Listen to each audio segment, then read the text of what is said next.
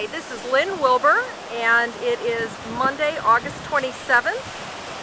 Isaac has just passed, or passed by this morning, I should say, Pelican Bay.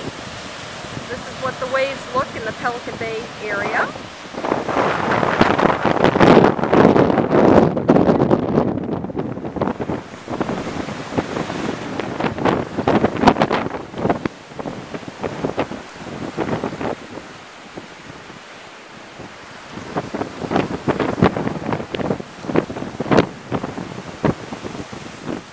Hi, this is Lynn Wilbur again. I'm just giving you a shot to let you see how strong the currents must be.